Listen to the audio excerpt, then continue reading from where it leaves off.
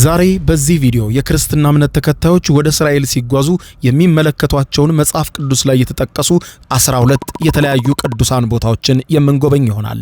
የጉዟችን ጅማሬ የሚሆነው ከኢየሩሳሌም አጠገብ በሚገኘው የደብረ ዘይት ተራራ የጌቴሴማኒ የአትክልት ስፍራን እንጎበኛለን። ከዚያም ወደ ዮርዳኖስ ወንዝ ዘልቀን እንጠመቃለን። ሐዋርያው ቅዱስ ጳውሎስ የተጠራበት ጌታም ብዙ ተአምር የፈጸመበት የገሊላ ባህርን እናያለን።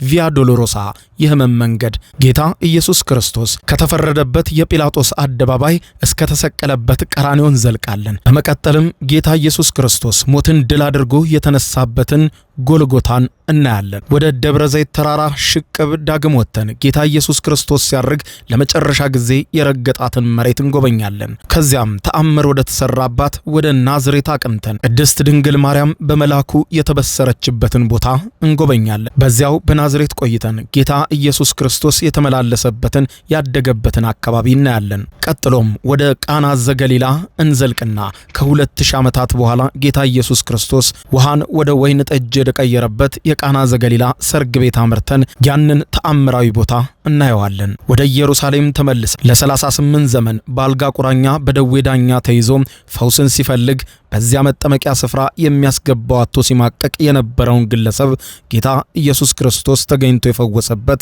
ያ መጻጉዕ ተአምርን ያገኘበትን የመጠመቂያ ስፍራ እናያለን። ወደ ሌላኛው የእስራኤል ጫፍ አምርተን ጌታ ኢየሱስ ክርስቶስ ዘልቆ እጅግ ብዙ ተአምር የፈጸመባት የገሊላ ወንዝ ዳርቻ የምትገኘውን በመጽሐፍ ቅዱስ ገና የምትጠራው ቅፍርናሆም ከተማን እንጎበኛታለን። በስተመጨረሻም ቅድስት ድንግል ማርያም ባረፈች ጊዜ ሐዋርያት ስጋዋን ያኖሩበትን በደብረ ዘይት ተራራ ስር የሚገኘውን የቅድስት ድንግል ማርያም ቤተክርስቲያንን ጎብኝተን ጉዟችንን እናገባድዳለን። ይህንን ቻናሌን ሰብስክራይብ በማድረግ የደወል ምልክቷን መጫን አትዘንጉም። ይህንን ቪዲዮ ስፖንሰር ያደረገላችሁ ፊሶን ሪል ስቴት ነው። ከማስታወቂያው በኋላ ተመልሰን እንገናኝ። ይግቡ በ45000 ካሬ ሜትር ላይ ወደ ተንጣለለው የፊሶን ሪል ስቴት እንኳን ደህና መጣችሁ። ቤቶቻችን ተጠናቀዋል። ይምጡና ይረከቡ።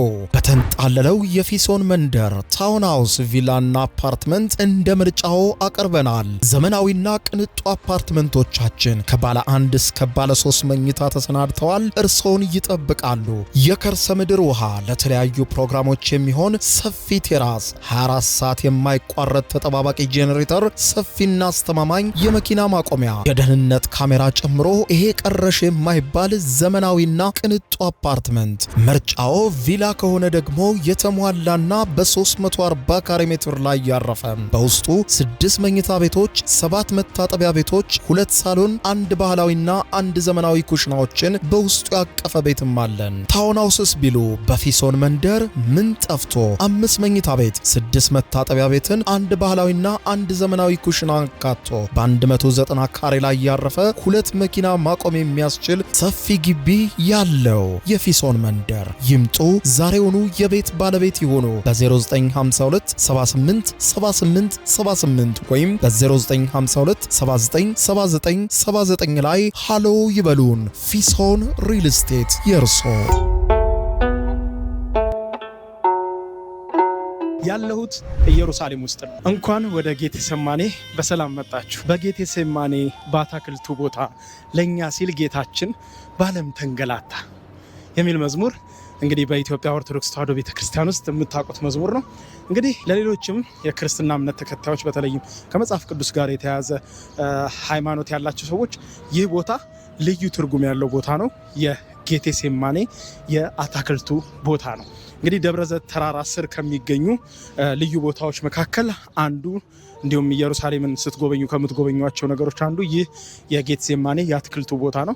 በነገራችን ላይ ጌታችን መድኃኒታችን ኢየሱስ ክርስቶስ በምድር ላይ ሳለ የተተከሉ ጭምር ዛሬ ድረስ ያሉ ዛፎች እዚህ ይገኛሉ ማለት ነው። እንግዲህ ይህ ቦታ በወንጌል ላይ ተጽፎ እንደምናገኘው በማቴዎስም፣ በማርቆስም፣ በሉቃስም፣ በዮሐንስም ወንጌሎች ላይ እንደተጠቀሰው ይህ ቦታ ጌታችን መድኃኒታችን ኢየሱስ ክርስቶስ የጸለየበት እንዲሁም ደግሞ መከራ የተቀበለበት ቦታ ነው። ራሱ ቦታው የአትክልቱን ቦታ እንደዚህ አጥረው እዚህ ጋር ደግሞ ሌላም ቤተክርስቲያን አለ የማሳያችሁ። እዚህ ጋር እንደምትመለከቱት የአትክልቱን ቦታ ተዘዋውራችሁ ትጎበኛላችሁ ማለት ነው።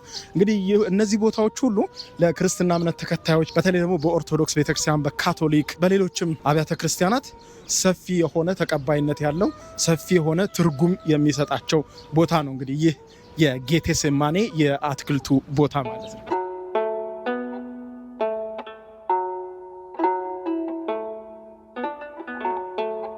በነገራችን ላይ እዚህ ላይ ሆናችሁ ስትመለከቱ በዚህ ከጌቴሴማኔ ከአትክልቱ ቦታ በዚህኛው ሳይድ ደግሞ ስትመለከቱ ቀጥታ የምታዩት ግንቡን ነው። የኢየሩሳሌም ግንብ ማለት ነው ይኸውላችሁ። እና በጣም የተቀራረበ ነው ከግንቡ ጋር በጣም የተቀራረበ ፊት ለፊት ወይም ደብረ ዘይት ተራራን ይዞ አናቱ ድረስ ብዙ ትርጉም ያለው ጌታችን መድኃኒታችን ኢየሱስ ክርስቶስ የተመላለሰበት የጸለየበት ብዙ ትርጉም ያለው ቦታ ነው። ለዛ ነው በክርስትና እምነት ተከታዮች ዘንድ በልዩነት የሚታይ ቦታ ይሆን። እንግዲህ እዚህ ጋር እንደምታዩት ደግሞ አንድ ቤተክርስቲያን አለ። እዚህ ጋር እንደምታዩት ይኸውላችሁ በጣም ነው የሚያምረው። እዚህ አትክልቱ ስፍራ ላይ መግባት አይቻልም፣ ግን ከዚህ ሆናችሁ ታዩታላችሁ። ምክንያቱም ተጠብቆ ነው ያለው፣ ያው ታሪኩን ለማስተላለፍ ማለት ነው። እንግዲህ የጌቴሴማኒን ትርጓሜ ካየን ጌት ማለት መጭመቂያ ማለት ሲሆን ሴማኒ ማለት ደግሞ ዘይት ማለት ነው። ስለዚህ የዚህ ቦታ ትርጓሜ የዘይት መጭመቂያ የሚል ትርጓሜ ያለው ማለት ነው።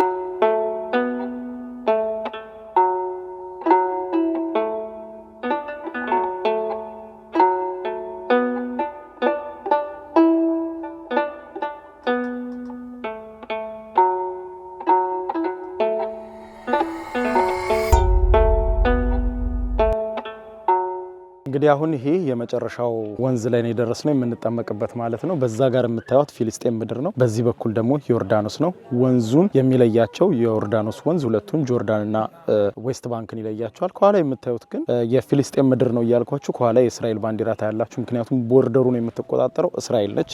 ያው ዌስት ባንክ ውስጥ ያለውን ከጆርዳን ጋር የሚያዋስነውን ቦርደር በሙሉ ዘግታ የምትቆጣጠረው እስራኤል ስለሆነች ነው። መሬቱ ግን ያው የፊሊስጤማውያን ናቸው የሚኖሩበት ማለት ነው።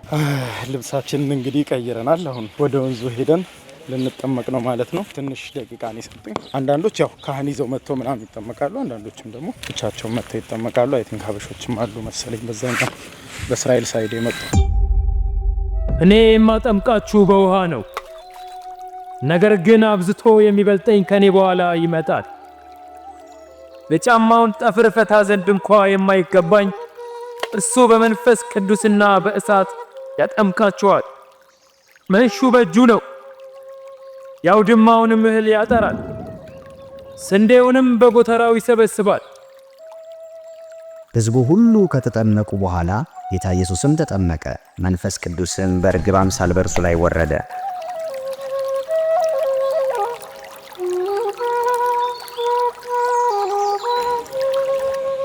ተጠመቅኩኝ። ደስ ይላል። ይሄ ከወንዙ ዳርቻ ያለ መቀየሪያ ክፍል ነው እና ልብሳችሁን ከተጠመቃችሁ በኋላ እዚህ ትቀይራላችሁ። እንግዲህ ሂዱና አሕዛብን ሁሉ በአብ በወልድና በመንፈስ ቅዱስ ስም እያጠመቃችኋቸው ያዘዝኳችሁንም እንዲጠብቁ እያስተማራችኋቸው ደቀ መዛሙርቴ አድርጓቸው። እነሆም እኔ እስከ ዓለም ፍጻሜ ድረስ ሁልጊዜ ከእናንተ ጋር ነኝ። ሲ ኦፍ ጋሊሊ የገሊላ ባህር የሚባለው መጽሐፍ ቅዱስ ላይ የምታውቁት ይህ ነው። ኑ ተመልከቱት። ይህ ነው እንግዲህ እዚህ ላይ ነው ጴጥሮስ አሳ ያጠምድበት የነበረው። ይህ ነው እንግዲህ እዚህ ላይ ነው ጴጥሮስ ከአሳ አጥማጅነት ወደ ሰው አጥማጅነት የተጠራው በዚህ ቦታ ላይ ነው። እንደምትመለከቱት በጣም ደስ የሚለኝ ነገር የተጻፈው እዚች ቦታ ላይ ነው። መጽሐፍ ቅዱስ ላይ እንደምታነቡት እንግዲህ ጌታችን መድኃኒታችን ኢየሱስ ክርስቶስ ወደ ጴጥሮስ ጋር ከመጣ በኋላ መረብህን ጣልና አሳ አጥምድ ሲለው ሌሊቱን በሙሉ ለፋን፣ ሌሊቱን በሙሉ ደከምን፣ ግን አንድም አሳ እንኳን አልያዝንም ይለዋል። ከዚያ በኋላ ጣል ስላለው ጌታ ሌሊቱን በሙሉ ስንለፋ ድረስ አንድም አሳ አልያዝም፣ ነገር ግን አንተ ካልከኝ በስምህ መረቡን እጥላለሁ ይለዋል። እንዳልኳችሁ ይሄ ነው ባህሩ። ከዚህ በኋላ ነው ጌታም ቅፍርናሆም የምትባለው ይቺ ናት ከተማዋ ማለት ነው። ይቺ ናት ከዚህ ላይ እዚህ ጋር ነው እንግዲህ እነ ጴጥሮስ ከዚያ በኋላ በስሙ በኢየሱስ ስም ማለት ነው እሱ ስላዘዛቸው መረቡን የጣሉት ማለት ነው። ስለዚህ እንግዲህ በጣም በርካታ ስፍር ቁጥር የሌለው አሳ ነው ያገኙት። እዚህ ቦታ ላይ ነው ጴጥሮስን ጌታም ከአሳ አጥማጅነት ወደ ሰው አጥማጅነት ትመጣለህ ብዙዎችንም ትጠራለህ ብሎ የወሰደው ከዚህ ቦታ ላይ ነው። ስለዚህ ይሄ ቦታ እንግዲህ በራሱ የገሊላ ባህር በራሱ ልዩ ትርጉም ያለው ነው ማለት ነው መጽሐፍ ቅዱስን ለሚያነቡ ሰዎች ማለት ነው። እስቲ እንግዲህ የገሊላን ውሃ እንንካው ደግሞ በእጃችን። በነገራችን ላይ ጌታችን መድኃኒታችን ኢየሱስ ክርስቶስ በዚህ ላይ ሲሄድ እንግዲህ ማዕበልም ሲያናውጻቸው ሌሊት የቀሰቀሱት አንተ ተኝተህ ማዕበል ሊወስደን ነው ብሎ የቀሰቀሱትም ጌታ ሆይ ኢየሱስ ሆይ እባክህ ማለቃችን ነው፣ ማዕበሉ እያናወጠን ነው፣ ጠፋን፣ ጌታ ሆይ አድነን። ጎሽ ዳንን። ማዕበል የሚታዘዝለት ይህ ማን ነው? ብዙ ከመጽሐፍ ቅዱስ ጋር የተገናኘ በጣም ብዙ ነገር የተደረገበት ባህር ነው የገሊላ ባህር። ስለዚህ ልዩ ትርጉም አለው። አንድ መዝሙር አስታውሳለሁ። ከገሊላ ከባህሩ ሌቱን ሙሉ ምን ቢጥሩ ከድካም ውጭ ባዶ መረብ የት ይገኛል ያላንተ ሀሳብ የሚል መዝሙር። እንግዲህ ወደዚህ ጋር ስትመጡ ደግሞ ይሄው ቦታ የቅዱስ ጴጥሮስ መኖሪያ እንደመሆኑና እዚችው ቦታ ላይ ቅዱስ ጴጥሮስ እዚችው ገሊላ ባህር ዳርቻ ላይ በመጠራቱ የተጠራበት ቦታ ላይ አሁን ሐውልት ተሰርቷል እንደምታዩት ማለት ነው። ይሄ የሐዋርያው ቅዱስ ጴጥሮስ ሐውልት ነው። በዚህ በሐዋርያው ቅዱስ ጴጥሮስ ሐውልት ስር ደግሞ እንደምታዩት አሳም ተደርጓል። አሳ አጥማጅ መሆኑን ለማመልከት በኋላ ከላይ ደግሞ እንደምታዩት መስቀል ይዞ ነው ያለው። በኋላ ወደ ወንጌል መስበክ እንደተጠራና የጌታ ተከታይ እንደሆነ ለማመልከት በኋላ በእጁም መስቀል አስይዘውታል ማለት ነው። የሐዋርያው ቅዱስ ጴጥሮስ ሐውልት በምታዩት መልኩ በዚች በቅፍርናሆም ከተማ በገሊላ ባህር ዳርቻ ላይ ቆሟል ማለት ነው። እንኳን ወደ ቪያ ዶሎሮሳ በሰላም መጣችሁ። የህመም መንገድ ይባላል።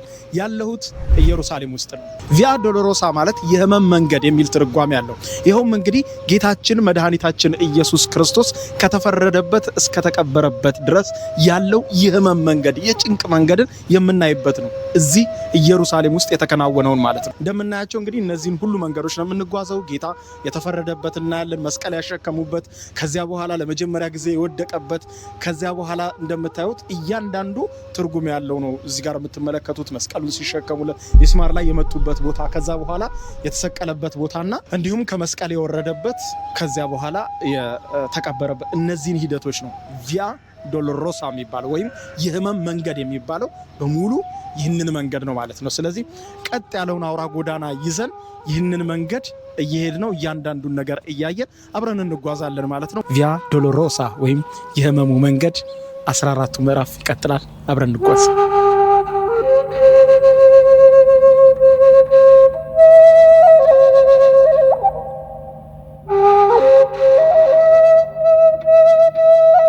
ቪያ ዶሎሮሳ የሚጀምረው ከዚህ አሁን ካለሁበት ቦታ ነው። ይህ ደግሞ የፍርዱ አደባባይ ነው። ጌታችን መድኃኒታችን ኢየሱስ ክርስቶስን ጲላጦስ ለህዝቡ እንደፈለጉ እንዲያደርጉት እዚህ ሰው ላይ ምንም አላገኘውም ብሎ ከታጠበ በኋላ ለፈቃዳቸው አሳልፎ ነው የሰጣቸው፣ እንደወደዱ ያድርጉት ብሎ።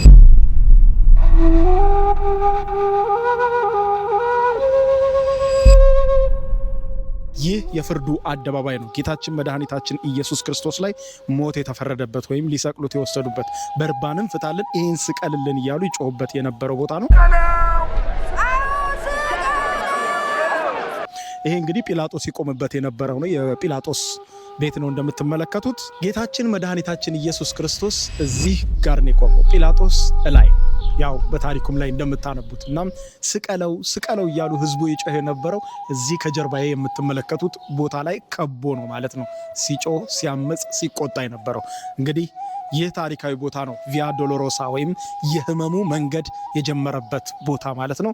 አሁንም እንቀጥላለን። አሁን የጲላጦስ የፍርድ አደባባዩ ላይ ያለነው ተፈረደበት እዚህ ቦታ ላይ እንቀጥል፣ መንገዱን እንጓዝ።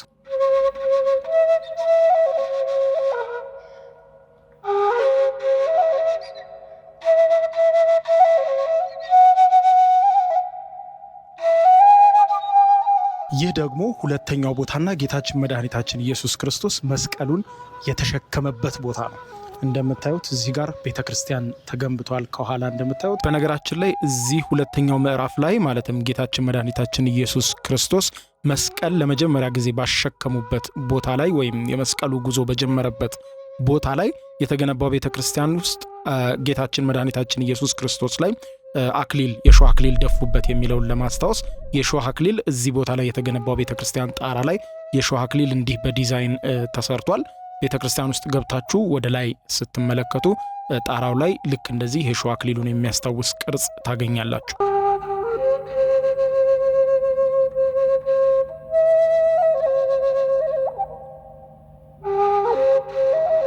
እንግዲህ የተለያዩ ክርስቲያኖች ከተለያዩ ዓለም ይመጡና የዘንባባ ዝንጣፊ ይዘው የሚጓዙት ይህንን መንገድ ነው።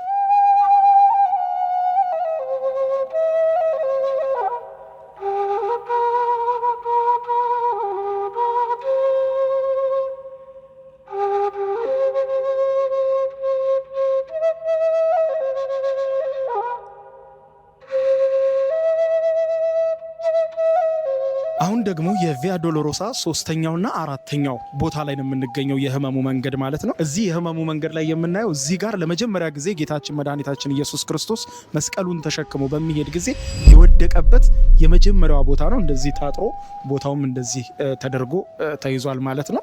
ያው እዚህ ጋር በስዕል ለመግለጽ ሞክረዋል እንዴት እንደወደቀ ማለት ነው። አራተኛው ቦታ ደግሞ ይህ ጌታችን መድኃኒታችን ኢየሱስ ክርስቶስ መስቀል ተሸክሞ እየሄደ ሳለ ከእመቤታችን ቅድስት ድንግል ማርያም ከእናቱ ጋር የተገናኘበት ቦታ ነው ይህ ቦታ። አሁን እንግዲህ የአርመን ካቶሊኮች ቤተክርስቲያን ሰርተውበታል ይህ ቦታ ማለት ነው። እንግዲህ ቪያ ዶሎሮሳ ረጅም ነው፣ ገበያ ነው፣ የተለያየ ያንን መንገድ ነው እያቋረጠ የሄደው ማለት ነው። እንግዲህ እስቲ አሁንም ይህንን የህመም መንገድ እየሄድ ነው። እያንዳንዱን ስቴፕ ባይ ስቴፕ እንመልከት። ይሄ አራተኛው ነው። እንቀጥል፣ አብራችሁኝ ቆዩ።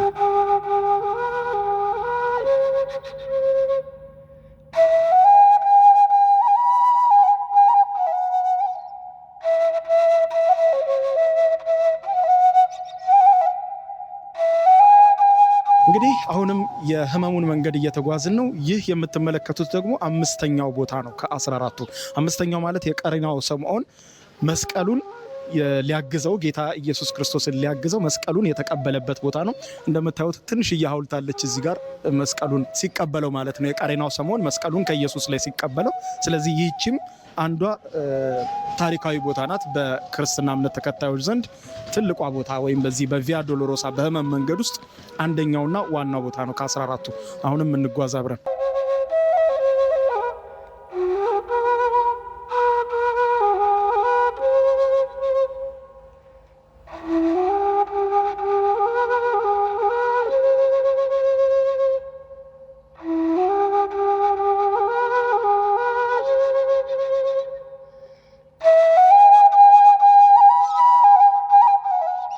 ቪያ ዶሎሮሳ ወይም የህመሙ መንገድ ስንል ደግሞ ይህ ስድስተኛው ቦታ ነው።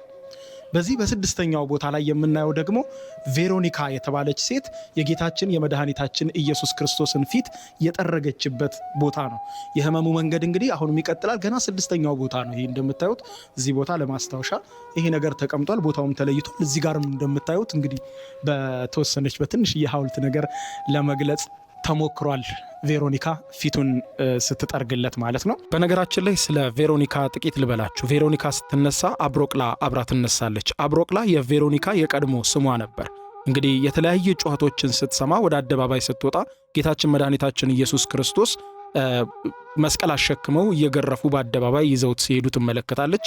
በዚህ ጊዜ ምንም ይደርስብኛል ብላ ሳትፈራ በግርግሩ መሃል ገብታ ጌታችን መድኃኒታችን ኢየሱስ ክርስቶስን ፊቱን በደም እንደታጠበ ፊቱን የጠረገችላት ሴት ናት። ይህችም እንግዲህ አጵሮቅላ የምትባለው ሴት የጲላጦስ ሚስት እንደነበረች ነው የቤተ ክርስቲያን ትምህርቶች የሚያሳዩት ማለት ነው። ታሪኩ ላይ እንደምታነቡት ጲላጦስም እኔ ከደሙ ንጹሕ ነኝ፣ ከዚህ ሰው ደም ምንም በደል አላገኘሁበትም ብሎ እጁን ታጥበዋል። በዚህም ጊዜ ደግሞ በተመሳሳይ ሰዓት እሷም የጲላጦስ ሚስትም ወይም አብሮቅላም ወይም ስሟ የተቀየረው ቬሮኒካ ማለት ነው። እርሷም እንግዲህ በህልሟ በተለያየ ጊዜ ያስቸግራት እንደነበር እንዲህ አይነት ነገር ንጹሕ እንደሆነ ታይ እንደነበረ በታሪክ ተጽፎ እናነባለን። በዚህ ሁሉ ግርግር መሃል ገብታ ታዲያ በንግስና መጎናጸፊያዋ እንግዲህ የንጉስ ሚስት እንደመሆኗ እሷም ንግስት ነች። በመጎናጸፊያዋ የጌታችን የመድኃኒታችን የኢየሱስ ክርስቶስን ፊት ጠርጋለች ማለት ነው። ከዚህ ክስተት በኋላ እንግዲህ ስሟ ተቀይሮ ቬሮኒካ ወይም ሰራጵጣ የሚባል ስም ይይዛለች ማለት ነው። ቬሮኒካ ማለት ቬሮ ኢኮን ማለት ሲሆን በላቲን ቋንቋ የእውነት መልክ ወይም ስዕል፣ እውነተኛ ገጽ ወይም ፊት እንደማለት ነው። የጌታችን የመድኃኒታችን የኢየሱስ ክርስቶስን ፊትም በመጎናጸፊያዋ በጠረገች ጊዜ መጎናጸፊያዋ ላይ የጌታችን የመድኃኒታችን የኢየሱስ ክርስቶስ ስዕል በደሙ ተጽፎ ወይም ደግሞ በደሙ ተስሎ ልብሷ ላይ ቀርቷል የሚልም ማስተምህሮ አለ። ይህም ማስተምህሮ እንግዲህ በአርመናውያን በካቶሊክ በተለያየ ዘንድ ትምህርቱ በተመሳሳይ መልኩ የሚሰጥ የታሪክ ትምህርት ነው ማለት ነው። ስለዚህ ያ የቬሮኒካ መጎናጸፊያ የነበረው የጌታችን መድኃኒታችን ኢየሱስ ክርስቶስ የፊቱ ስዕል ያረፈበት መጎናጸፊያ የት ነው የሚለውን ጉዳይ በተመለከተ ደግሞ ባገኘኋቸው መረጃዎች ይህ ያ መጎናጸፊያ በአርመንና በቫቲካን እንዳሉ የሚጠቁሙ መረጃዎች አሉ። ነገር ግን ይህንን ሁለቱን ነገር ማረጋገጥ አልቻልኩም ማለት ነው። ኤግዛክት የት እንደሚገኝ አንዳንድ መረጃዎች በቫቲካን እንደሚገኝ ሲገልጹ፣ አንዳንድ መረጃዎች በአርሜኒያ እንዳለ ይገልጻሉ ማለት ነው። እንግዲህ በዚህ ጉዳይ ሌላ ተጨማሪ መረጃዎችን አሰባስቤ ሌላ ጊዜ ሌላ ቪዲዮ እሰራላችኋለሁ። እንግዲህ የህመሙ መንገድ አሁንም ተራራ ነው፣ ይቀጥላል እስከ መስቀሉ ድረስ ማለት ነው። እንቀጥል፣ አብራችሁን ቆዩ። አሁን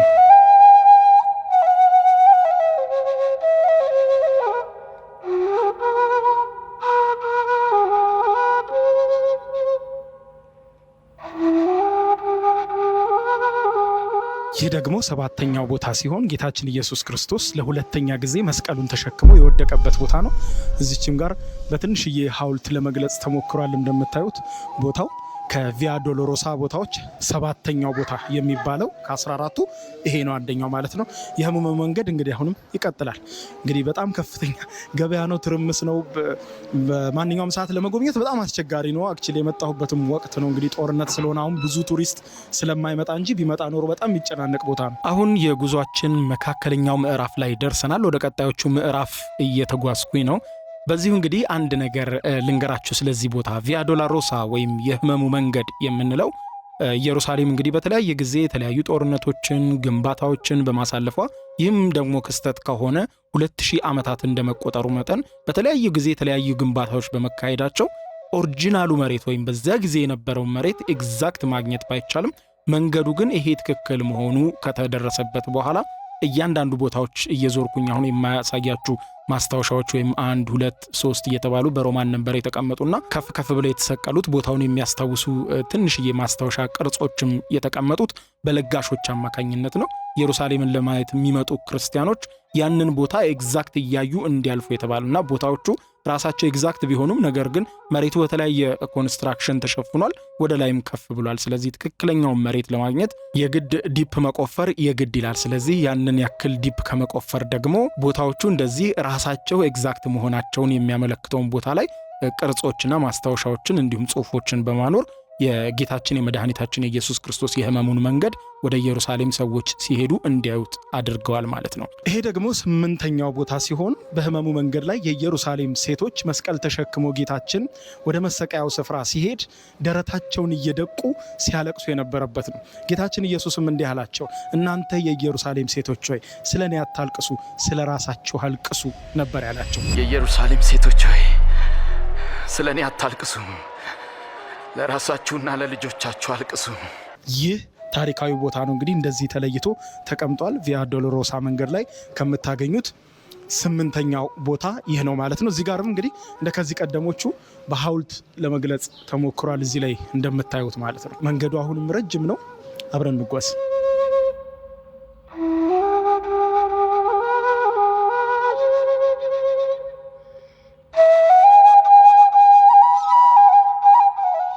ይህ ደግሞ 9ኛው ሲሆን ጌታችን መድኃኒታችን ኢየሱስ ክርስቶስ ለ3ኛ ጊዜ መስቀሉን ተሸክሞ እየሄደ እያለ ለ3ኛ ጊዜ የወደቀበት የቪያ ዶሎሮሳ ወይም የህመሙ መንገድ 9ኛው ቦታ ነው ማለት ነው። እንግዲህ አብረን እንጓዝ፣ አብራችሁን ቆዩ።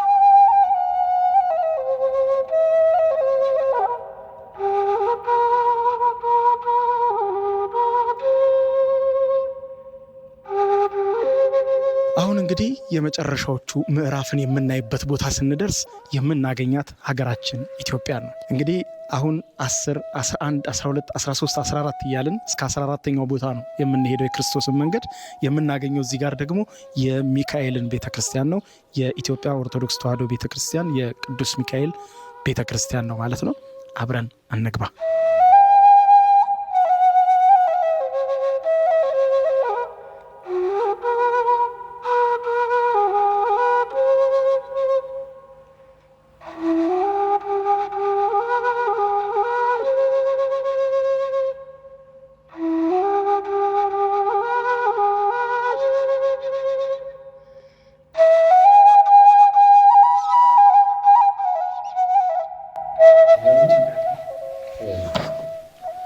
አሜን። ሰላም ነው። እንዴት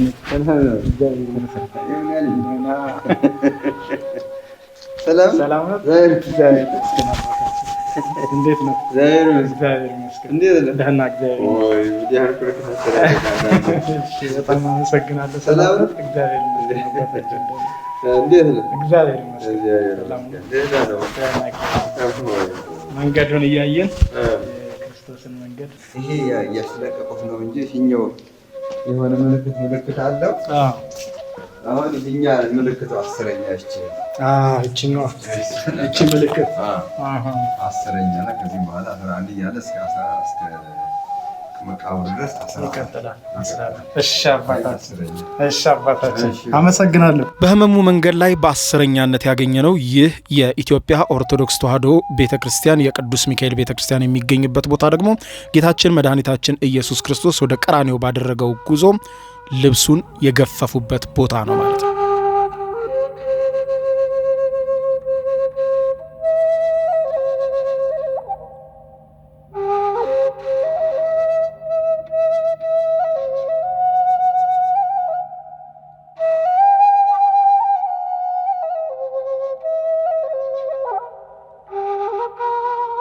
ከዚህ በኋላ ያለው ያው ተቀራራቢ ነው። ቅድም እንዳልኳችሁ ከኢትዮጵያ ኦርቶዶክስ ተዋሕዶ ቤተክርስቲያን ቀጥሎ በዚህ ጋር እየገባን የምናገኘው ደግሞ ጌታችን መድኃኒታችን ኢየሱስ ክርስቶስ የተሰቀለበትን ቦታ ነው የምናየው ማለት ነው። እዚህ ቦታ ላይ እንግዲህ ሚስማሩን ችንካሩን የመቱበት ቦታ ማለት ነው። ይህ ቦታ እንደምታዩት ይህ ቦታ በመስቀል ላይ ጌታችን መድኃኒታችን ኢየሱስ ክርስቶስን የቸነከሩበት ቦታ ነው። እንደምታዩት በስዕልም ለመግለጽ ተሞክሯል እዚህ ጋር።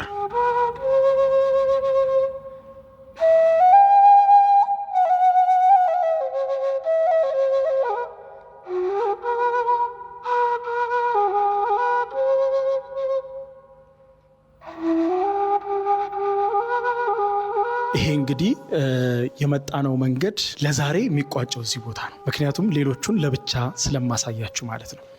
ይህ ቦታ ጌታችን መድኃኒታችን ኢየሱስ ክርስቶስ ሲሰቀል ስለ በደላችን ተላልፎ ሲሰጥ እዚህ ቦታ ላይ እዚህ የምትመለከቱት ቦታ ላይ ነው። አይኖ ጨለማ ነው፣ ብዙ ላይ ታያችሁ ይችላል። ምክንያቱም ትንሽ መብራቱ በጣም አነስ ያለ ነው።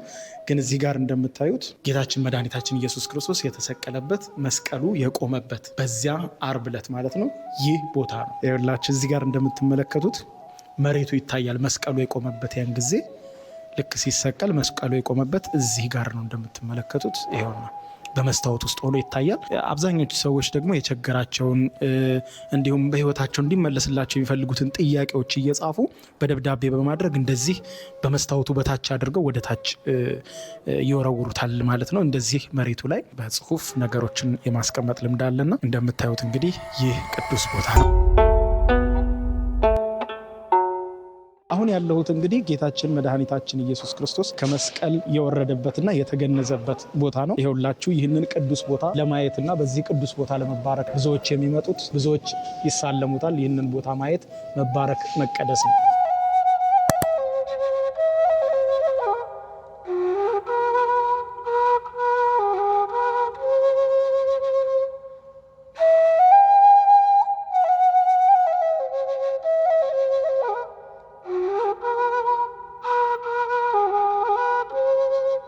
ይህ ቦታ እንግዲህ እስከዛሬ ከምጎበኘናቸው ማንኛውም አይነት የትኛውም ዓለም ላይ ከሚገኙ ቅዱስ ቦታዎች ፈጽሞ የተለየ ቦታ ነው። ምክንያቱም ጌታችን መድኃኒታችን ኢየሱስ ክርስቶስ የተቀበረበት ቦታ ነው።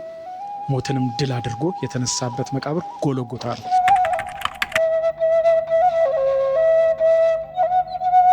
ይህ በክርስትና እምነት ተከታዮች ዘንድ ከልዩም ልዩ ከቅዱስም ቅዱስ ተብሎ የሚለይ ስፍራ ነው ጎልጎታ። ጌታችን መድኃኒታችን ኢየሱስ ክርስቶስ የተቀበረበት በኋላም ሞትን ድል አድርጎ የተነሳበት የትንሣኤው ብስራት የተሰማበት ጎልጎታ።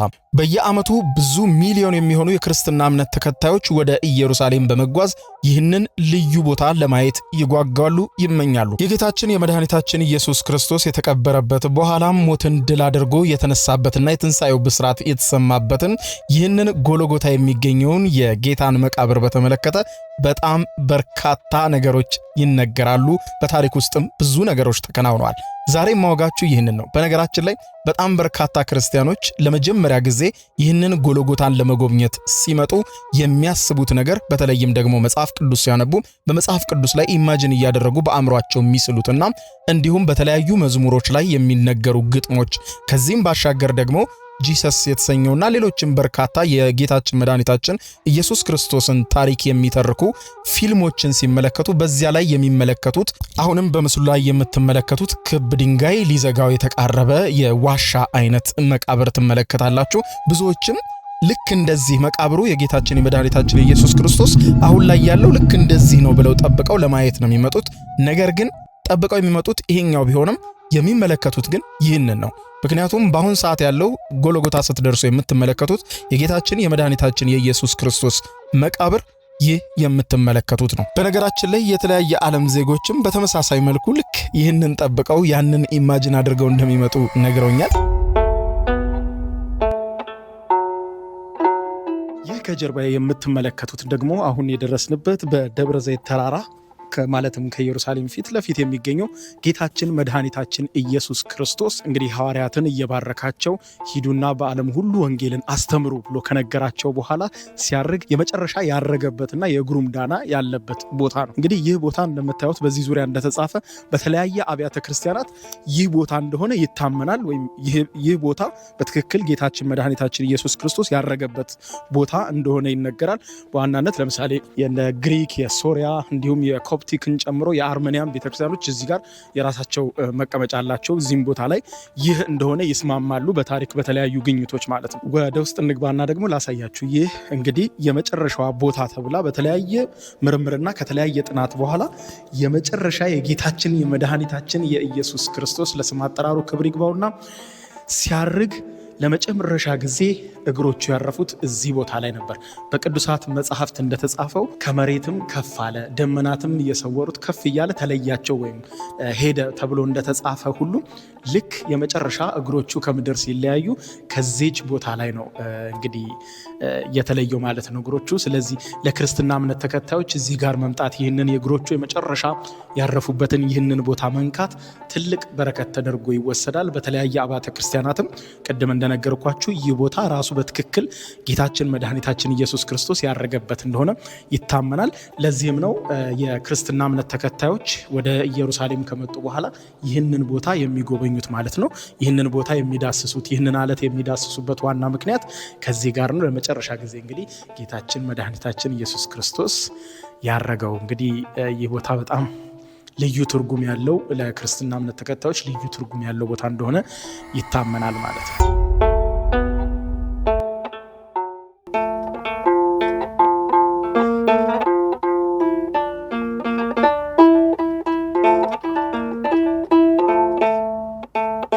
ክቡራን ተመልካቾቼ እንግዲህ ሜሪስ ዎል የሚሉትና እመቤታችን ቅድስት ድንግል ማርያም የተበሰረችበት ቦታ ይህ የተሰራበት ቦታ ላይ ነው። እንደምትመለከቱት የእመቤታችን የቅድስት ድንግል ማርያም ከልጇ ከወዳጇ ጋር ያለ ስዕል እዚህ ጋር እንመለከታለን። እንግዲህ ይህን ቦታ ልክ እንደዚህ ሰርተው ሜሪስ ዎል ይሉታል። አሁን በዚያ ጊዜ ማለትም ከ2000 ዓመታት በፊት እመቤታችን ቅድስት ድንግል ማርያም ጌታችን መድኃኒታችን ኢየሱስ ክርስቶስን እንደምትወልደው በሉቃስ ወንጌል ላይ የተጻፈው ታሪክ የተፈጸመው እዚህ ጋር እንደሆነ ብዙ አብያተ ክርስቲያናት ይስማማሉ። ውሃ ስትቅጂ ክንፉን እያማታን ሊያበስርሽ የመጣው በታላቅ ደስታ ከሞገስሽ ብዛት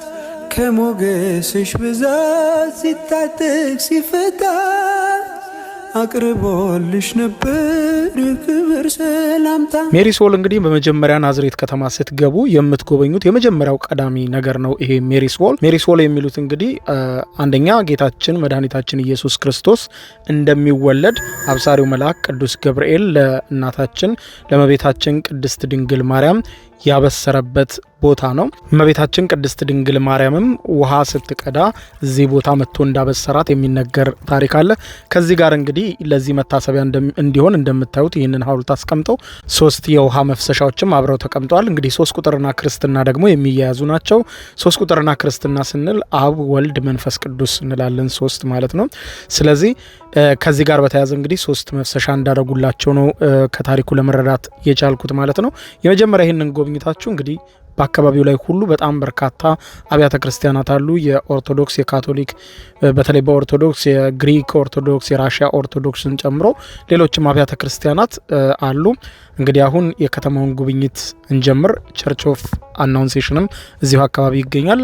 ገብተን እናየዋለን። እንግዲህ ናዝሬት ውስጥ ቅድም ሜሪስ ዎል እናየ። ከሜሪስ ዎል ባለው ደረጃ ወጣችሁ ስትመጡ ደግሞ ይህ የግሪክ ኦርቶዶክስ ቤተክርስቲያን ነው ማለት ነው። ወደ ውስጥ እንግባ። ቸርች ኦፍ አናውንሴሽን ወይም ድንግል ማርያም የተበሰረችበት ቦታ ላይ ያው እዚሁ ጋር ተያይዞ ያሉ አብያተ ክርስቲያናት ናቸው። እስቲ ነው አብራችሁኝ ወደ ውስጥ እንግባና እንመልከተው። በዚህ በስተግራ ስትገቡ የእመቤታችን የቅድስት ድንግል ማርያም ስዕሎች ግድግዳ ላይ እንደዚህ ይታያሉ። በዚህም ሙዚየሙ አለ። በዚህ ደግሞ ቤተ መቅደሱን እስቲ ክፍት ከሆነ ለመግባት እንሞክር።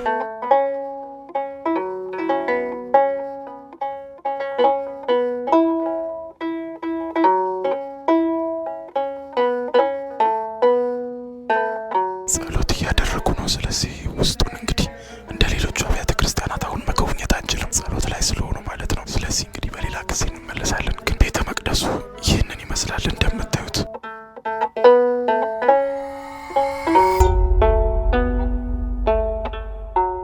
አሁን ያለሁት ደግሞ በጂሰስ ትሪያል ላይ ነው። ኢየሱስ ክርስቶስ የተመላለሰበት መንገድ ነው። እንግዲህ እዚህ ጋር አሁን እኔ ስመጣ ቴምፖራሪ ክሎዝድ ነው በሜንቴናንስ ጉዳይ ማለት ነው እንጂ ውስጡን ገባ ነበር። እዚህ ውስጥ ያለው ምንድነው እንደምታዩት ያሁን መንገዱ አስፋልት ነው። በዛ ጊዜ የነበረው አይደለም፣ ከ2000 ዓመት በፊት የነበረው አይደለም።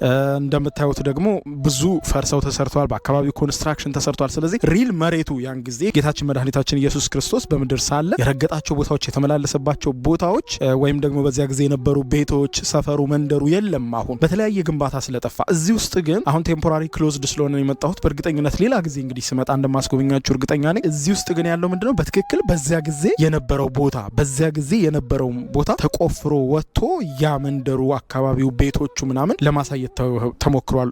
ዲፕ ተቆፍሮ ማለት ነው። ስለዚህ እሱን ማየት አልቻልንም በጣም በሚያሳዝን ሁኔታ። እንግዲህ ሌላ ጊዜ ስንመጣ እናየዋለን ብዬ አስባለሁ። ይሄ እንግዲህ በመስኮት በኩል የምናያቸው ናቸው እነዚህ። በዚህ በኩል ስታዩ እንደምታዩት ነው በሜንቴናንስ ጉዳይ ተዘግቷል ይላል። ስለዚህ እዛ ጋር ግን ቤቶቹ ምናምን አርኮሎጂስቶች ያገኙትና በተለያዩ ምርምሮች ይሄ አካባቢ ያ እንደነበረ የመጽሐፍ ቅዱሱ ቦታ እንደነበረ ተረጋግጧል ማለት ነው። እንግዲህ እነዚህ መጠቀሚያ ቁሳቁሶች ገንቦ ምናምን ይታያችሁ እንደሆነ እዛ ጋር አላውቅም። እንግዲህ እነዚህ በምርምር ወይም በፍለጋ የተገኙ ናቸው ማለት ነው። ስለዚህ ናዝሬትን ስትጎበኙ ከምትጎበኙት ቦታዎች አንዱ ይህ ጌታችን መድኃኒታችን ኢየሱስ ክርስቶስ የተመላለሰበትን ቦታ ነው። እንግዲህ ትሪያል አሁን ስትሄዱት ወደ 10 ደቂቃ አጠቃላይ ይፈጃል ይህ ቦታ ማለት ነው። ላይ ድረስ ኦል ዘ ዌይ አፕ 10 ደቂቃ ይፈጃል። ብዙ አይደለም 10 ደቂቃ በጣም ትንሽ ነው። ጌታችን መድኃኒታችን ኢየሱስ ክርስቶስ የሄደው መንገድ ነው የምትሄዱትና አሁን እንውጣ። እንግዲህ ልክ እንደዚህ ቀደም እንዳየናቸው እንደ ኦርቶዶክሱም እንደ ካቶሊኩም እየገባን ቸርቾቹን እያየን የጂሰስን መንገድ እንሂደው ማለት ነው። ኑ አብራችሁን ተከተሉ።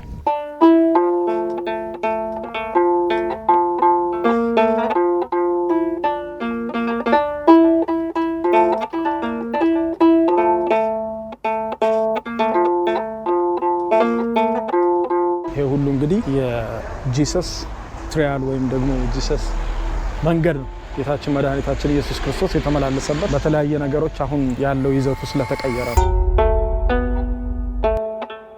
ኦኬ እንግዲህ አሁን ያለነው ቃና ዘገሊላ ከተማ ውስጥ ነው ያለነው። በዮሐንስ ወንጌል ምዕራፍ 2 ጀምሮ የተጻፈው ቃል እዚህ ጋር ኦል ዘ ዌይ ዳውን ቃሉ ሙሉ ለሙሉ ነው የተጻፈው። እዚህ ጋር እንደምታዩት on the third day there was a marriage at Cana። እንግዲህ በሶስተኛው ቀን በቃና ሰርግ ነበር። in ጋሊሊ ነው የሚሉት እነሱ ገሊላን፣ ያው በእንግሊዝኛው ጋሊሊ ነው የሚባለው። in the Galilee and the mother of Jesus was there። ከእናቶች ጋር ከአጠቃላይ ተጋብዞ ነበረ ሰርጉ ላይ ነው። ስለዚህ ሙሉ የዮሐንስ ወንጌል ቃሉ ልክ እንደዚህ ከምዕራፍ 2 የዮሐንስ ወንጌል ሙሉ ቃሉ እዚህ ጋር ተጽፏል። እንደምታዩት ሙሉ ለሙሉ ይሄ ምዕራፉ ያለበት ነው ግድግዳው እስኪጨርስ ድረስ ማለት ነው። እና ልክ ይሄንን ጨርሳችሁ ስትመጡ እዚህ ጋር ያለው ደግሞ ምዕራፍ 2 ላይ የሰፈረው ቃል ደግሞ እዚህ ጋር ደግሞ የካቶሊክ ቤተክርስቲያን የተገነባው ሰው እዚህ ጋር እንግዲህ የቃና ዘገሊላ የምንለው ይሄኛው የካቶሊክ ቸርች ነው። እንግዲህ ቃና ዘገሊላ ነው ተብለው ወይም ደግሞ ቃና ዘገሊላ በዛ ጊዜ የነበረው የዶኪማስ ቤት ነው ተብለው ከሚታመኑ ምድራችን ላይ ካሉ 3 ቦታዎች መካከል አንዱ ይሄ ነው። አብዛኛው ሰዎችም ትክክለኛው የዶኪማስ ሰርግ ቤት ነው ብለው የሚስማሙት ይህም ቦታ ነው። ካቶሊክ ቤተክርስቲያን ሰርግ መፈጸሚያ ቦታ ነው ማለት ነው። እንደዚህ ገብታችሁ መታደም ትችላላችሁ። በማንኛውም ሰዓት ስትመጡ መጎብኘት ትችላላችሁ። ይሄ ሰርጉ የሚደረግበት ነው። ብዙ ጥንዶችም ከመላው ዓለም በጣም በርካታ ጥንዶች እየመጡ ይህንን ቦታ ይጎበኛሉ ማለት ነው። ተመልካቾች ነው ንግባ ዘወይን ዘወይን ቤተ ቃና ዘወይን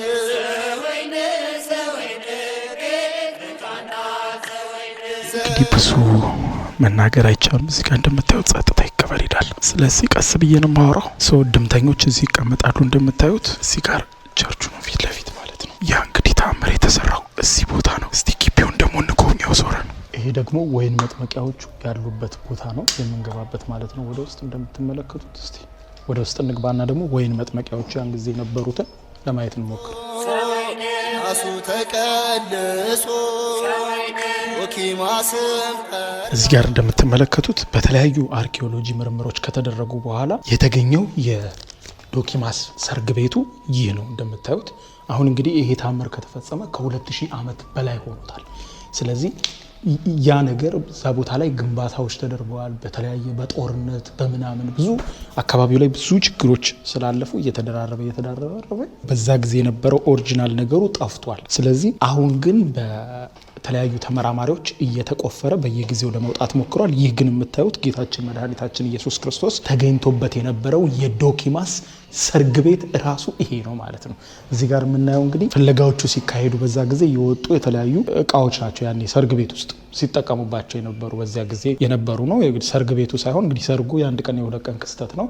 ግን በዚያ ጊዜ ይሄ የዶኪማስ ቤት ነው ተብሎ የሚታመነው ተቆፍሮ ሲገኝ ከተገኙ ቁሳቁሶች መካከል እነዚህ ያሉ ማለት ነው። ወደ ውስጥ ደግሞ እንግባ። አንደርግራውንድም ስላለው በደንብ እንየው።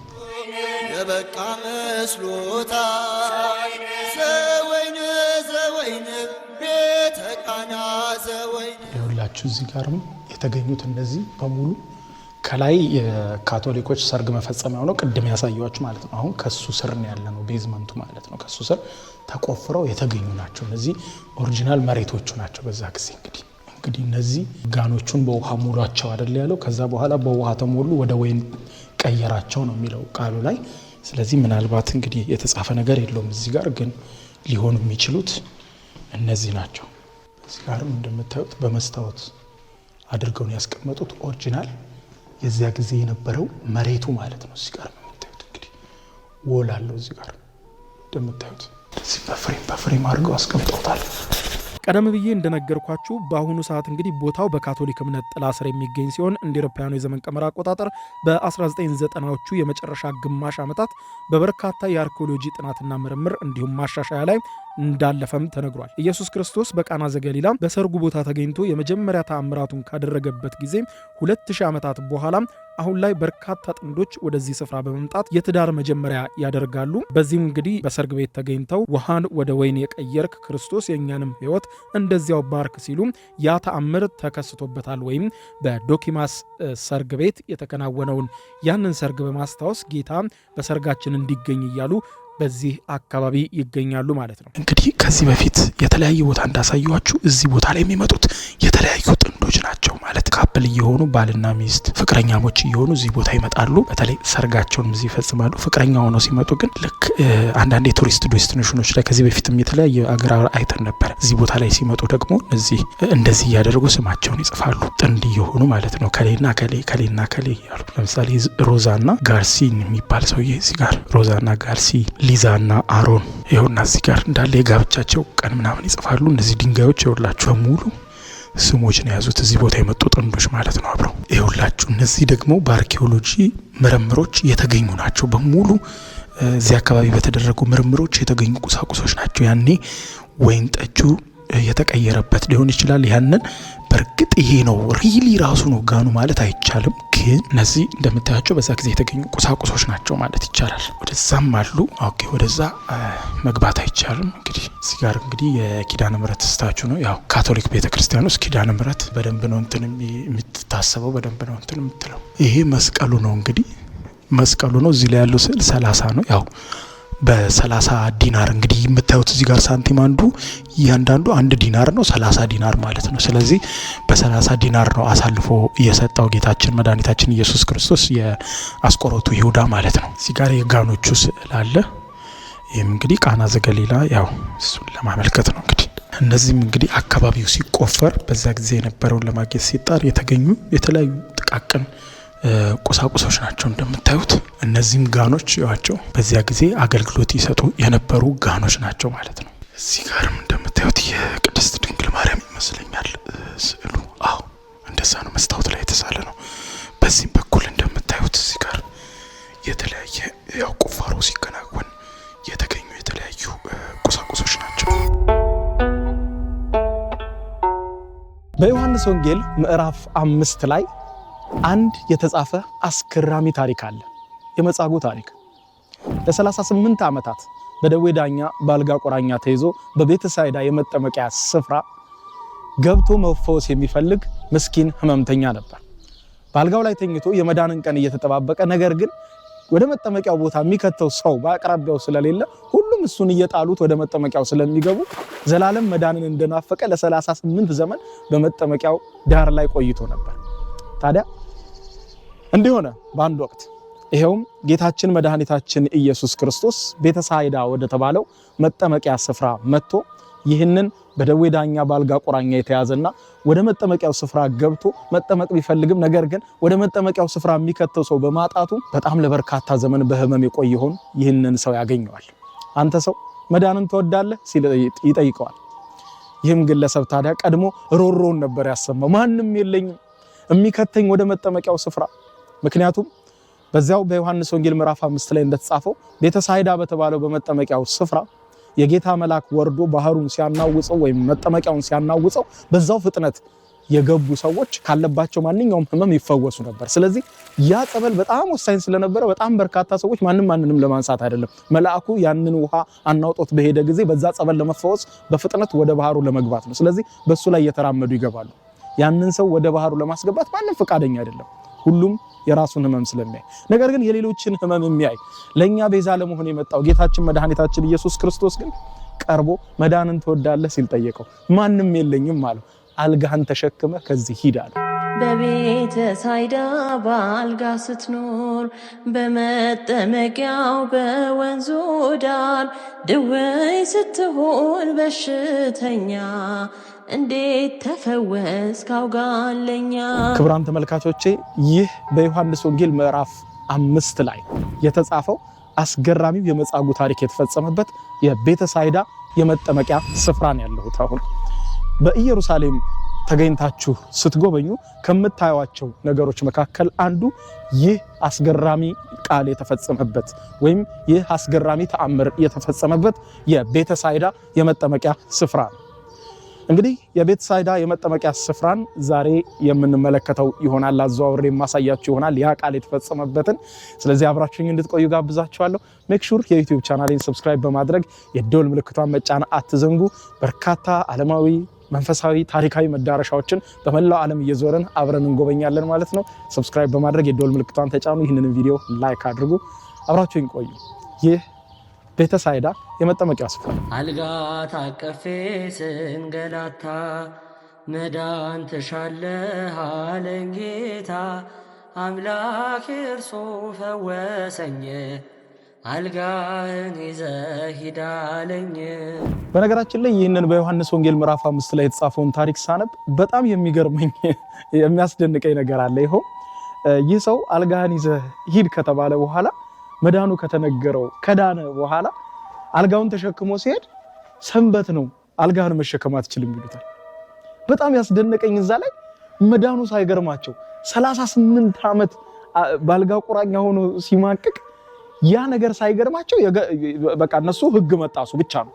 እንዴት በሰንበት አልጋህን ትሸከማለህ፣ በሰንበት ምንም አይነት ነገር መስራት አይቻልም በማለት ህጉ ላይ ፎከስ ያደረጉትና አንዳንድ ጊዜ ይህንን የመጽሐፍ ቅዱስ ምዕራፍ ሳነብ በጣም የሚገርመኝ ነገር አለ። ብዙ የሚያስደንቅ ነገር፣ ብዙ የሚያስገርም ነገር በህይወታችን ተከናውኖ ሳለ ነገር ግን የምናስበው ህግጋቱን ብቻ፣ የሆነ የተጣሰውን ነገር ብቻ፣ ያጣነውን ብቻ፣ የሆነብንን የደረሰብንን ነገር ብቻ ነው የምናስበው። በጣም ይገርማል። እና ይሄ መጽሐፍ ቅዱስ ምዕራፍ ላይ በጣም የሚገርመኝ ያ ታሪክ ነውና አሁን ደግሞ ይህ ክስተት የተከናወነበት ይህ ሁነት የተደረገበት ቦታ ስመጣ በጣም አስገርሙኛል። በነገራችን ላይ በጀርመናዊ ተመራማሪ ነው ከጊዜ በኋላ በሰፊ ጥናትና በሰፊ ቁፋሮ የተገኘው። ከዛ በኋላ መጠነኛ ማስተካከያ አድርገውለታል። በ1960 ገደማ መጠነኛ ማስተካከያ ተደርጎለታል። ከዛ ውጭ ግን እንዳልኳችሁ እዛ ታሪክ ላይ እንደምታነቡት ይህ መጠመቂያ ስፍራ 5 በሮች እንደነበሩት ይናገራል። ከ5ቱ በሮች አንዱ ደግሞ ይህ አሁን የምንገባበት ወደ ጸበሉ የምንሄድበት በር ነው። በጣም ሰፊ ደረጃ ስለነበረው ነው ያም በአልጋ ቁራኛ የተያዘ ሰው ለመግባት ወደ መጠመቂያው ስፍራ ለመግባት በጣም ተቸግሮ የነበረውና ይሄኛው እንግዲህ አሁን የምንገባበት ወደ ታችና ወደ መጠመቂያው ወደ ዋሻ ውስጥ የሚወስደን ነው ማለት ነው። ስለዚህ እስኪ እንግባ ወደ ዋሻው። በቤተ ሳይዳ በአልጋ ስትኖር በመጠመቂያው በወንዙ ዳር ድውይ ስትሆን በሽተኛ እንዴት ተፈወስ ካውጋለኛ። እንግዲህ አሁን ብረት ጨምረውበታል። ይሄ አንደኛው መግቢያ ነበረ፣ ነገር ግን ብረት ጨምረውበት እንደዚህ አድሰውታልና እውነት ለመናገር በጣም ነው የሚያስፈራው ዋሻ ስለሆነ የተወሰነ ያስፈራል፣ ግን ኢትስ ኦኬ። ይሄ ተአምር የተሰራበት ቦታ ለማየት ስለሆነ ማለት ነው። እንደምትመለከቱት እዚህ ጋር የቤተ ሳይዳ መጠመቂያ የሚባለው በጣም በርካታ ተአምራት እንደተሰሩበት የሚነገረው የመጠመቂያ ስፍራ ይህ ነው። እንግዲህ ዋሻ ውስጥ ከገባችሁ በኋላ ነው የምታዩት እርግቦች አሉና እርግቦች ብድግ ሲሉ ያስፈራሉ ዋሻ ስለሆነ። በነገራችን ላይ ይህንን የቤተ ሳይዳን የመጠመቂያን ስፍራ ለመጎብኘት በጣም አስቸጋሪ፣ በሌላ ጊዜ ቢሆን ማለት ነው እንደዚህ ነፃ ሆኖ ላታገኙ ትችላላችሁ። እኔ የመጣሁት አሁን እንግዲህ እዚህ ኢየሩሳሌም ውስጥ ቱሪዝሙ በጣም በተቀዛቀዘበት ሰዓት ስለሆነ ነው። እንግዲህ እንደዚህ አይነት ቦታዎችን እንደዚህ ነፃ በሆነ መልኩ እርግቦች ናቸው ዋት ኢየሱስ እርግቦች ናቸው እና እርግቦች ቤት አለ እዚህ ዋሻ ስለሆነ ማለት በጣም ያስፈራው። ኤኒዌይስ ያ ተአምር የተከሰተበት ቦታ ይሄ ነው። ወደ ጸበሉ መግባት ትችላላችሁ። ወደዚህ ወደ መጸበያው መግባትም ይቻላል። በጣም ነው ሰፊ ነው። እንግዲህ በጣም ጥንታዊ ነው። በጣም አስገራሚ ነው። ብዙ የሚያስገርሙ ነገሮች አሉ። አንዴ ስማሙል ደምስ ቅዱስ አልጋ ታቀፌ ስንገላታ መዳን ተሻለህ አለኝ ጌታ አምላክ እርሱ ፈወሰኝ አልጋህን ይዘህ ሂድ አለኝ። ስለዚህ ቦታ የተጻፉ መረጃዎች እንዲሁም የተገኙ የምርምር ውጤቶች እንደሚያሳዩት ይህ የቤተ ሳይዳ የመጠመቂያ ስፍራ 2 መጠመቂያዎች ወይም 2 ፑሎች ወይም 2 መጠመቂያ ቦታዎች የውሃ ገንዳዎች እንደነበሩት ይገልጻል። ኖርዘርን እና ሳውዝ የሚባል ማለት ነውና ሳውዙ የሚባለው ይሄ ሳውዘርን ፑል የሚባለው ከላይ የምታዩት የመጠመቂያ ስፍራ ሲሆን ኖርዘርን የሚባለው ደግሞ በኖርዝ በኩል ወይ ደግሞ በስር በኩል በዋሻው ውስጥ ያለ የመጠመቂያ ስፍራ ነው። እንግዲህ በዚህ የመጠመቂያ ስፍራ ይህ መጠመቂያ ብቻ ሳይሆን በጣም በርካታ ውስብስብ የሆኑ ሚስጥራዊ የሆኑ እስከዛሬም ድረስ ያልተደረሰባቸው በጣም በርካታ አስገራሚ የሆኑ ዋሻዎች አሉ በዙሪያው ላይ እንደምትመለከቱት ማለት ነው። እዚህ ጋርም እንደምታዩት አንድ ዋሻ አለ። ውስጥ ለውስጥ ሁሉም ዋሻዎች እርስ በርስ የተገናኙ ናቸው። በጣም በርካታ ሂስቶሪካል ኤቪደንሶችም የሚያሳዩት ይህንን ነው ማለት ነው። መጠመቂያ ስፍራውን አንድ ጊዜ ከገባችሁ በኋላ የተዘዋወራችሁ እንደዚህ መጎብኘት ትችላላችሁ። እንግዲህ ይሄ ማለት ከዚህ ስር ያለው ከስር ያለው ያ ክስተት ወይም ደግሞ ያ መጽሐፍ ቅዱስ ላይ ያየነው ክስተት የተፈጸመበት ነው። ከስር ቅድም ግራውንድ ውስጥ የገባ ነው ማለት ነው። አሁን በዚህ ጋር ደግሞ እንሂድ።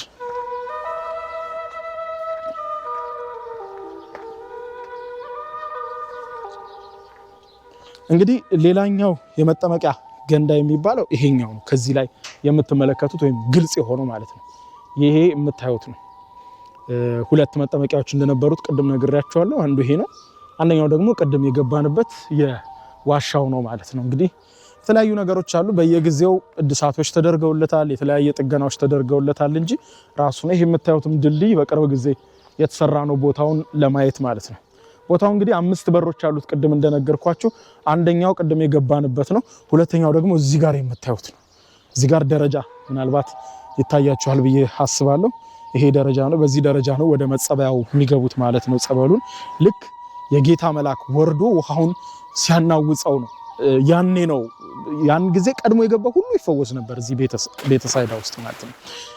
ቤተሳይዳ የሚለው ትርጓሜ እንግዲህ የሂብሩ ቃል እንደሆነ ነው የሚነገረው ማለት ነው። ስለዚህ የምህረት ቤት ወይም ደግሞ የተአምራት ቤት የሚል ትርጓሜ ያለው ማለት ነው። እንግዲህ እንደምታውቁት ያው በኢየሩሳሌም በተለያየ ጊዜ የተለያየ ፈተና የተለያዩ ጦርነቶች ውስጥ ስላለፈች የተለያዩ ፖለቲካል ግጭቶችም ስለነበሩ የተለያዩ የእምነት ግጭቶችም ስለነበሩ በየጊዜው እንግዲህ ስለምትፈራረስ እንግዲህ ያን ጊዜ የነበረው የኢየሩሳሌም የተለያዩና በቃ ኦሪጂናል የሚባሉት ቅርሶች አብዛኞቹ ከመሬት በታች እንደዚህ እየተቆፈሩ የሚገኙ ናቸው እንጂ አሁን ላይ እንደዚህ ከላይ ብቻ የምናያቸው አይደሉም። ኦፍ ኮርስ አንዳንዶቹ ከላይ የምታያቸው ናቸው፣ የተወሰኑት ግን መሬት ስር ተቀብረው ያሉ ናቸውና ከነዚህ ውስጥ ደግሞ አንዱ ይህ የቤተሳይዳ መጠመቂያ ስፍራ ነው። ሰዎችን ዘምር ለአምላካችን ከሞት ላወጣን ላዳኛችን እናመስግነው እንደ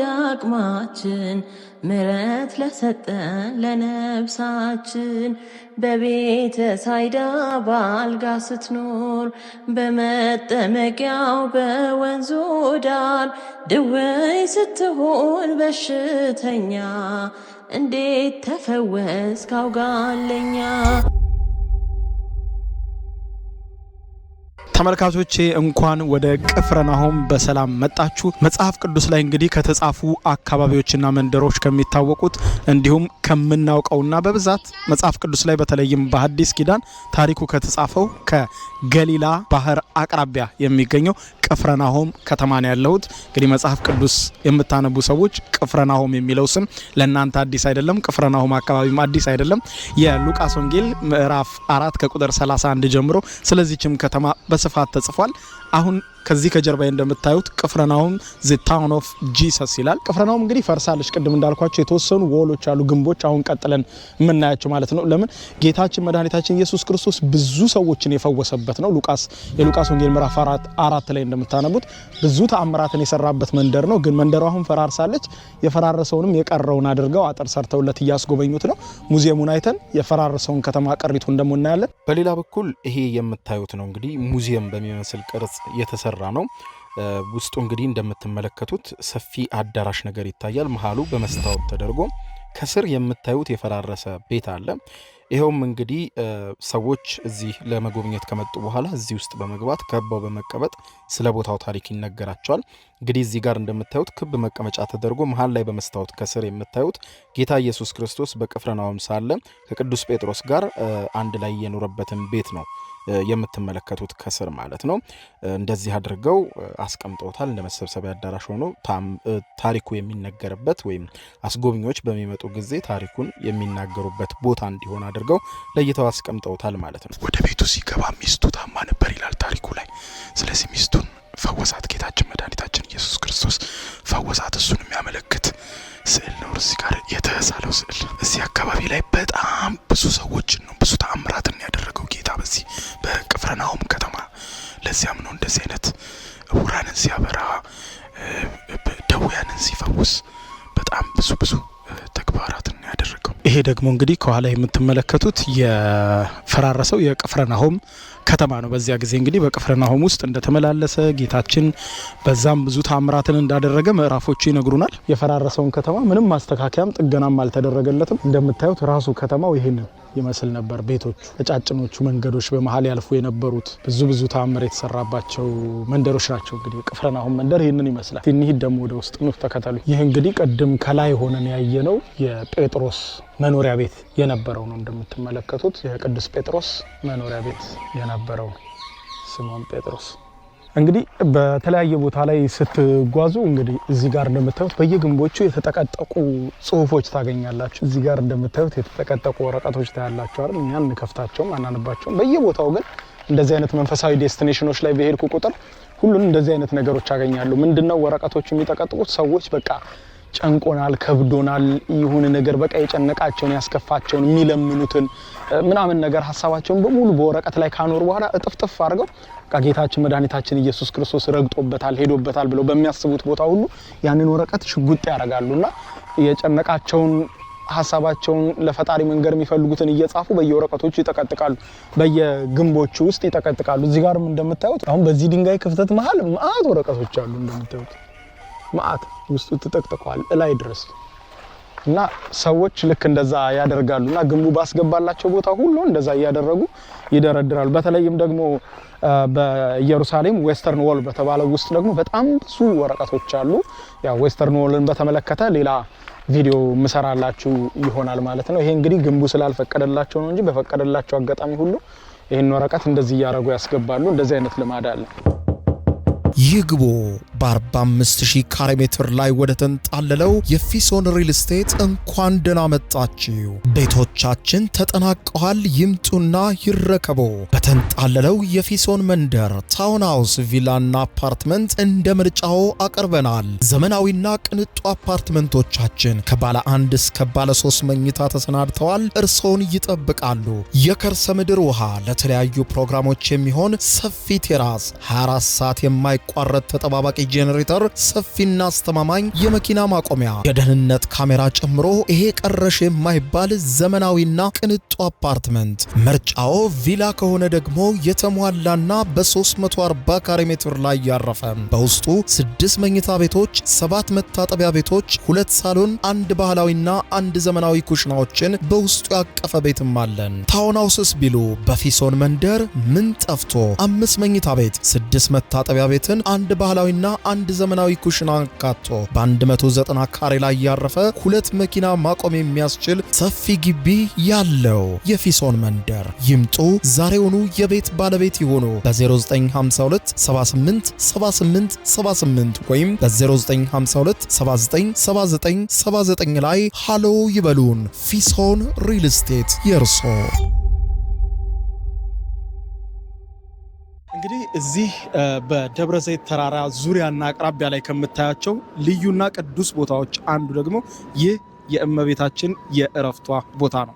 እንግዲህ እንደምታውቁትና እንደተጻፈው መጽሐፍም በኢትዮጵያ ኦርቶዶክስ ተዋሕዶ ቤተክርስቲያን ጨምሮ በኦርቶዶክስ ተዋሕዶ እምነት ተከታዮች ዘንድ እንደሚታመነው ጥር 21 ቀን በ49 ዓመተ ምህረት እመቤታችን ቅድስት ድንግል ማርያም አርፋለች። ይሄ የእረፍቷ ቦታ ተብሎ የሚታወቀው ነው። እንግዲህ ታሪኳ ሰፊ ነው። ሞት በጥር ነሐሴ መቃብር ተብሎ እንደሚታመነው በኢትዮጵያ ኦርቶዶክስ ተዋሕዶ ቤተክርስቲያንም በስፋት እንደሚታመነው ማለት ነው። አብዛኛው አሁን ይህ ቦታ የተያዘው በግሪክ ኦርቶዶክስ ቤተክርስቲያን ነው። እንደምታዩት የኦርቶዶክስ ቤተክርስቲያን ነው ያለው። ስለዚህ ጥር 21 ቀን በ49 ዓመተ ምህረት እመቤታችን ቅድስት ድንግል ማርያም ስታርፍ ያሳረፏት እዚህ ቦታ ነበረና ይህ ቦታ እንግዲህ እዚህ በደብረ ዘይት ተራራ አቅራቢያ ካሉ ልዩና ቅዱስ ቦታዎች አንዱና ዋናው ነው ማለት ነው። እንግዲህ ውስጥ ገብቶ ለመቅረጽ አይቻልም። ስለዚህ መግባት እስከሚቻልበት ብቻ ገብቼ ላሳያችሁ። ቀሪውን ግን ራሳችሁ መታችሁ ብትጎበኙት ብታዩት በጣም አሪፍ ነው። ስለዚህ እዚህ ስትመጡ ከምታዩቸው ቦታዎች አንዱ ይሄ ነው ማለት ነው። እስኪ እስከሚቻልበት እንግባ። በነገራችን ላይ በግሪክ ኦርቶዶክስ ቤተክርስቲያን መሰረት ስትገቡ ቤተ መቅደስ ውስጥ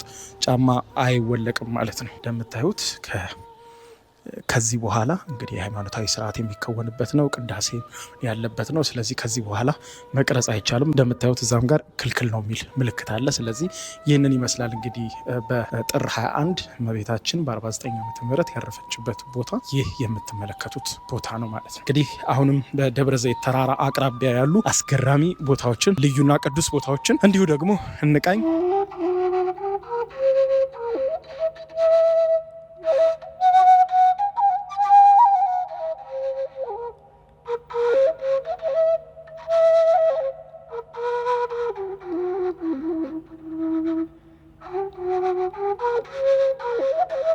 እንግዲህ ክቡራን ተመልካቾቼ እንዲህ ባለ ቦታ ላይ ይህንን ፕሮግራም ወደ እናንተ ስላደረስኩ እጅግ በጣም ደስ ብሎኛል። እዚህ እንድደርስ ለረዳችሁኝ፣ አብራችሁኝ ለምትጓዙ፣ ሁሌም በተለያየ ዓለም ጫፍ ቪዲዮ ስሰራ ለምታበረታቱኝ፣ ሐሳብ አስተያየቶቻችሁን ለምትሰጡኝ፣ ምክሮቻችሁን፣ ጥቆማዎቻችሁን ለምትነግሩኝ፣ በደረስኩበት ሀገር ሁሉ ይህንን ብታይ ያንን ብታይ ብላችሁ በየሀገሩ ነዋሪ ሆናችሁ ኢንቫይት ለምታደርጉኝ በሙሉ በጣም በጣም ትልቅ ክብር አለኝ። እጅግ በጣም አመሰግናለሁ። ገና ነው ይህ ጅማሬያችን እንጂ ፍጻሜያችን አይደለም። ገና ብዙ የዓለም ክፍል አብረን የምንጓዝ ይሆናል። አብራችሁኝ ስለነበራችሁ ስለተመለከታችሁ ቅፍርናሆም ከተማን አብረን ስለጎበኘን እጅግ በጣም አመሰግናለሁ። ወዳችኋለሁ። በቀጣይ ቪዲዮ በሌላ ቦታ እስከምንገናኝ ባባይ ቻው። የዩቲዩብ የስኬት ሚስጥሮችን በዝርዝር የያዘው የአቤል ብርሃኑ የወይኗ ልጅ መጽሐፍ ሁለተኛ እትም በገበያ ላይ። ዩቲዩብ ለመጀመር በአጭር ጊዜ ስኬትን ለመቀዳጀት አስበዋል? ዩቲዩብ ብጀምር ስንት ብር አገኘሁም ብሎ አስበዋል? እንግዲያውስ በዩቲዩብ 2 የወርቅ 3 የብር ሽልማቶችን ያገኘው የአቤል ብርሃኑ የወይኗ ልጅ የዩቲዩብ ሚስጥሮች መጽሐፍ በዝርዝር ሁሉንም ያብራራሉታል። ዛሬውኑ ገዝተው ህልሞን እውን የሚያደርጉበትን የዩቲዩብ የስኬት መንገድ ይጀምሩ። በሀገር ቤት አከፋፋይ አዲስ አበባ ሜክሲኮ ኮሜርስ መጽሐፍት መደብር። በውጭ ሀገራት ለምትገኙ ከአማዞን ላይ ብታዙ በቀናት ውስጥ ደጁ ይደርሳል። የአማዞን ሊንኩን እዚህ ቪዲዮ ኮሜንት ላይ ያገኙታል። የዩቲዩብ ሚስጥሮች ዘመኑ ጋር ተፈላጊ መጽሐፍ